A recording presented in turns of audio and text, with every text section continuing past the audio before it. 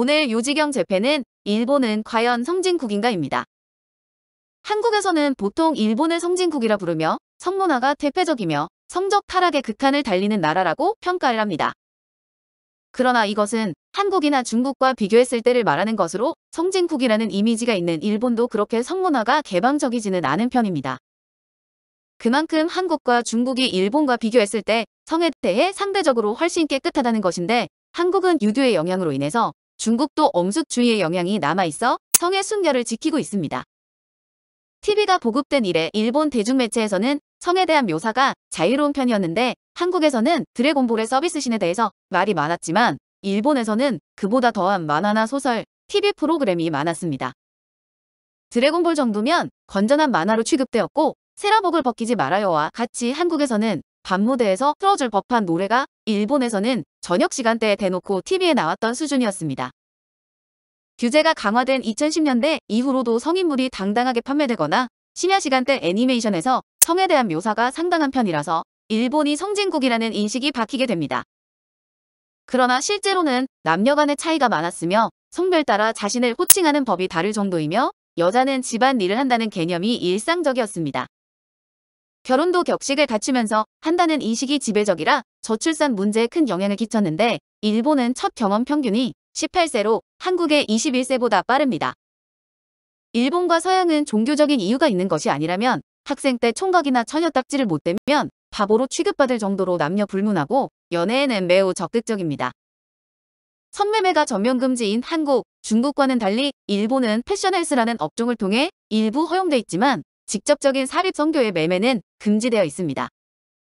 펠라치오나 핸드잡 등 유사 성행위만 허용되어 있는데 제한적으로나마 허용되어 있다는 점에서 아시아 국가들 중에서는 가장 타락이 심각한 수준이라고 할 수 있습니다. 그리고 어디까지나 원칙적으로 그렇다는 것이고, 사실 삽입 성교도 공공연하게 이뤄지고 있는데 종업원과 손님이 눈 맞아서 성교를 하는 것이지 업소의 서비스가 아니라는 식입니다.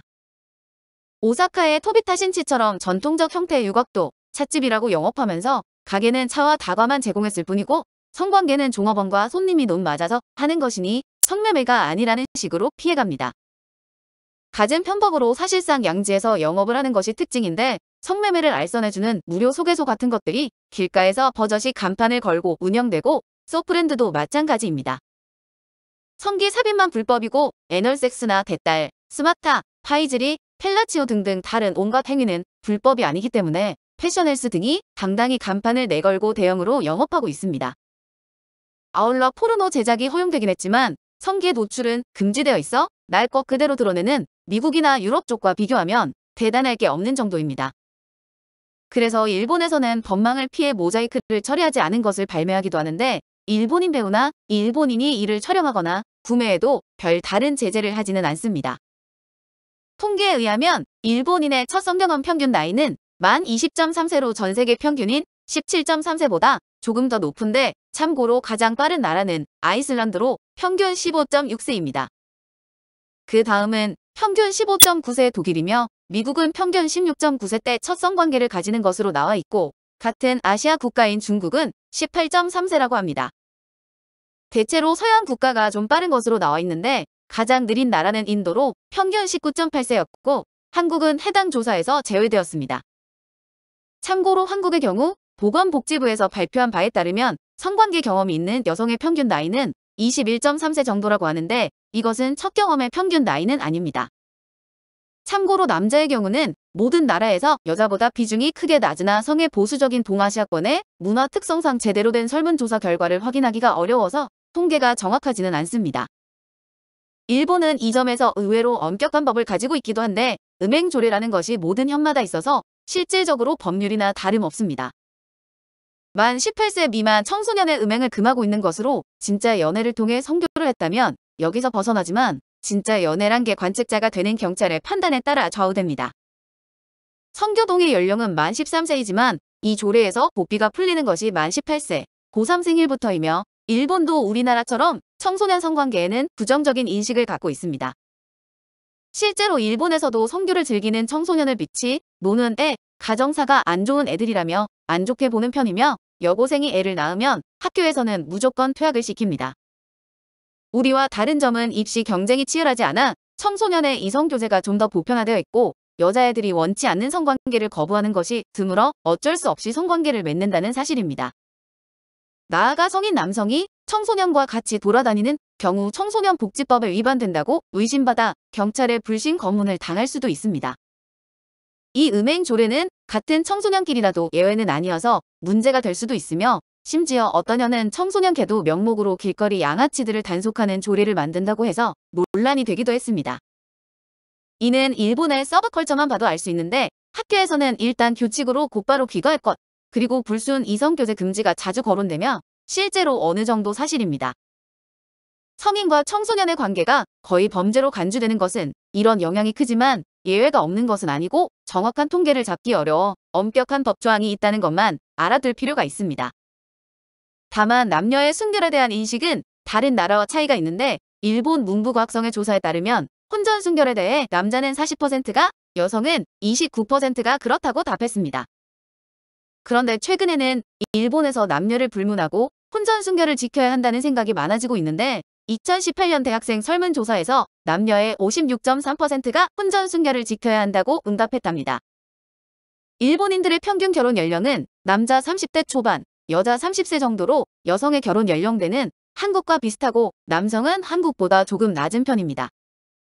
그런데 선진국 이미지와는 딴판으로 결혼 후 섹스리스 부부가 되는 비율이 매우 높은데 콘돔 회사 듀렉스가 조사한 통계에 따르면 조사 대상 40여 개국 중 만족도가 최하위권이었습니다. 부부 성관계 횟수는 평균 만년 꼴찌를 기록하고 있는데 성적 관념이 자유로운 상위국인 프랑스의 경우는 결혼 전후에 성생활에 별다른 변화가 없다는 점과 많이 비교됩니다. 여기에 대해 도쿄대학 사치야마 가쿠 교수는 일본은 성생활 빈도가 세계에서 가장 낮고 성생활에 만족하지 않는 사람의 비율이 행복하지 않은 사람보다 높은 유일한 나라라고 전합니다. 2011년 37개국을 대상으로 실시한 조사에서 일주일에 1회 이상 성관계를 갖는 사람의 비율에서 놀랍게도 일본은 27%로 최하위를 기록했습니다. 이것은 꼴찌 2위인 영국의 55%의 절반에도 못 미치는 수치라 성생활이 별로 없는 일본을 보면 일본의 출산율이 떨어지는 것은 당연합니다. 섹스리스 여성의 43%가 파트너에 대해 성적으로 만족하지 못함을 이유로 꼽았는데 이것은 남성의 21%를 훨씬 웃도는 수치입니다.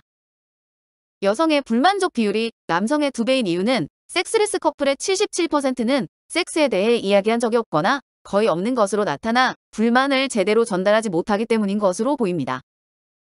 최근에는 순결을 지키는 일본인 남녀가 많이 늘어난 상태인데 이유는 경제 문제 때문으로 90년대 이래로 안정적인 일자리를 구하기 힘들어져 사람들이 연애를 기피하게 되었습니다. 또 일본은 집을 사놓고 몇십 년 동안 갚아나가는 방식인데 버블 붕괴 이후로 2000년대까지 안정적인 일자리를 찾기 어려워 결혼율이 급속히 저하되었습니다. 게다가 일본에서는 성승업이 발달해서 오히려 다른 방식으로 풀어도 문제가 없다는 생각을 가진 사람들이 급격히 늘면서 평생 순결을 지키는 일본인이 늘어나게 된 것입니다. 일본의 구인난이 2012년 이후 풀렸다지만 일자리를 구하기만 쉬워졌다는 소리로 평균 급여 수준은 크게 오르지 않아 한국에 따라잡혔습니다. 실제 평균 급여 수준만 보면 1990년대 중반에 멈춰있는 상태로 풀타임 정규직이라도 초임이 월 20만엔 이하인 직장을 여전히 찾기 쉬운 상태입니다. 2014년 성인식을 치른 남성 중 80%가 여자친구가 없으며 50%가 데이트 경험이 없는 것으로 집계되었습니다. 또한 성경험이 있는 남성이 절반을 넘는 시점이 만 20세로 이 때문에 일본 사회는 불경기의 순결이 사회의 가치관으로 자리 잡는 현상을 경험하는 중입니다. 10여 년째 만 19세에서 20세 사이를 왔다 갔다 하고 있는데 업소를 이용한 경우가 있을 수 있지만 업소에선 유사 성행위도 최소 비용 1만엔으로 비싸서 20대 초반의 남성이 다니긴 어렵습니다. 70% 성경험률은 직전 조사 21세에서 24세로 대폭 올라갔는데 이것은 경제난으로 인한 초식성을 띠는 남성의 비율이 증가하고 있음을 보여줍니다. 유니콘남 현상도 이들이 순수한 처녀에게 집착하는 것과 무관하지 않은데 2004년 이후 남녀 모두 연령이 계속 낮아지는 추세에 있어 경제난과는 상관이 없을 수도 있다는 견해도 있습니다. 또한 일본에는 와카슈도, 요바이, 후데오로시 문화가 에도 시대부터 1950년대 초까지 존재하고 있었습니다.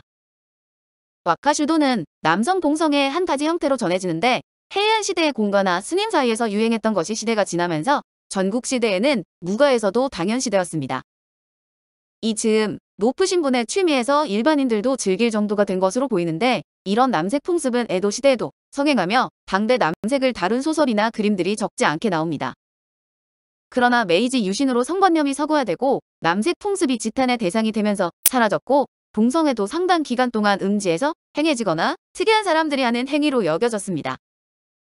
그 때문에 일본에서는 동성애에 비교적 관대하지만 일종의 트렌드 느낌으로 캐주얼 호모에 더 가까운 태도가 많고 호기심의 대상으로 보지만 혐오하거나 배척하는 감정이 없는 것은 아닙니다. 유바이는 지난번 유지경 재편에서 다룬 것처럼 일종의 보쌈 문화이며 후대 오로시는 부 풀어주기라는 뜻으로 성경험이 풍부한 여성이 성경험이 없는 남자의 동정을 졸업시켜준다는 의미입니다. 일본의 성인물을 보면 1990년대 들어 치모가 노출되는 헤어누드가 사회적으로 쟁점화되기도 했는데 한때 법적으로 금지되면서 일본 포르노 업계가 큰 타격을 받기도 했습니다. 포레스트 검프나 샤이닝 등의 명작도 잠깐의 헤어누드 때문에 심의에 걸려 DVD 출시의 진통을 겪어야 했는데 2000년대 중반부터는 완화되어 요즘은 에로 영화도 거의 무삭제로 출시되고 있습니다. 아이러니하게 일본에서 로리콘 문화가 발달한 이유를 음모 노출 금지의 영향이었다고 해석한 학자도 있는데 털을 못 보여주니 털이 없는 사춘기 이전의 소녀를 많이 그린다는 논리입니다. 무엇보다 일본은 여전히 미국, 유럽에 비하면 성적 노출 기준이 엄격한 편이어서 내수용 모자이크 버전과 수출용 무삭제 버전이 따로 존재할 정도입니다. 당연한 이야기지만 일본인들도 사람인지라 수출용 무삭제 버전을 역수입해 보는 경우가 많으며 성을 소재로 한 대표적인 상품인 AV의 소재가 매우 다양합니다. 일본의 AV는 이 다양함을 무기로 아시아의 맹주가 되었는데 성기를 직접 보여주는 것이 불가능해서 역설적으로 서양에 비해 다양한 이야기를 만들어냈다는 것입니다. 성기나 성행위에 대한 직접적인 묘사만 없으면 비성인용 판정을 받기 때문에 성행위나 성기를 가리키는 단어가 나오지 않고 섹스를 하든 뭘 하든 비성인용입니다. 이 때문에 에로 라이트 노벨 같은 장르가 생기고 관능소설도 미성년자가 볼 수 있는 작품이 많습니다. 아키소라 같은 상업지, 에로 동인지급 만화가 미성년자 관람가로 나오는 이유도 이 때문인데 성문화와 달리 성상품화, 성적 대상화 쪽으로는 서양권에 견주어도 될 만큼 선진국이 맞습니다.